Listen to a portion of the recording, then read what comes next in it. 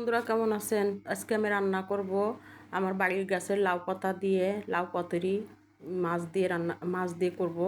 তো আমি লাউ পাতাগুলো ছিঁড়ে নিয়ে এসে ভালো করে ধুয়ে পরিষ্কার করে রাখছি। এখন মাছগুলো কেটে ভালো করে ধুয়ে আমি লবণ দিয়ে দিলাম। আমি ছোট ছোট পিস করছি, আপনারা চাইলে বড় পিসও করতে পারেন। ছোট পিস করলে ভিতরে সব মশলাগুলো ঢোকে, তাই আমি ছোট ছোট পিস করছি। আমি এখানে 2 পদের মাছ নিয়েছি। তো এখন আমি লবণ দিয়ে হলুদ দিয়ে দিয়েছি। এখন জিরা বাটা দিয়ে দিয়েছি, সরিষা বাটা দিলে একটু ভালো ঝাঁঝ ঝাঁঝ লাগে। তারপর জিরা বাটা দিয়ে দিয়েছি। আমি এখানে একটা নদীর মাছ আছে আর একটা আছে পুকুরের মাছ। তারপরে আমি আদা বাটা দিয়ে দিয়েছি। এখন রসুন দিলাম, ধনিয়া গুঁড়া দিয়েছি পরিমাণ মতো। এখন কাঁচা মরিচ আর পেঁয়াজ বেটে রাখছিলাম, ওটা দিয়ে দিলাম।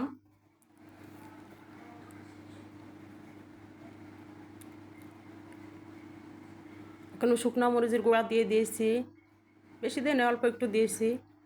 এখনও ভেজে রাখা গুঁড়া মশলা ছিল, ওটা দিয়েছি। এখন আমি সরিষার তেল দিয়ে দিলাম।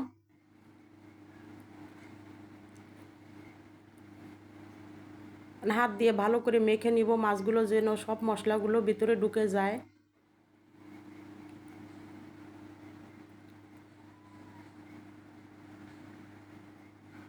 এখন আমি লাউর পাতার ভিতরে এই মাছগুলো দিয়ে সুতা দিয়ে বেঁধে দিব।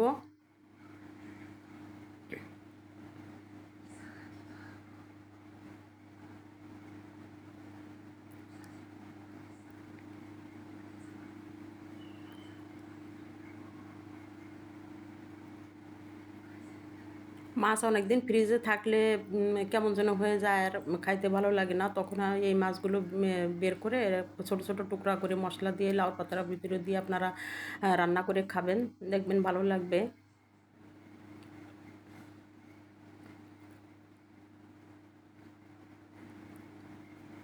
আমি একে একে সব মাছগুলো এভাবে পাতার ভিতরে দিয়ে বেঁধে নিব।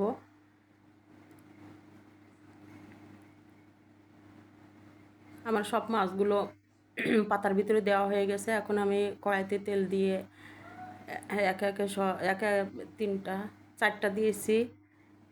এবার ঢাকনা দিয়ে ঢেকে দিব।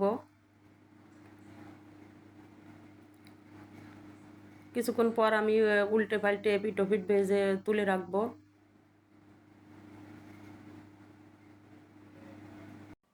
আপনারা বাসায় এই মজাদার রেসিপিটা তৈরি করে দেখবেন এবং খেয়ে দেখবেন।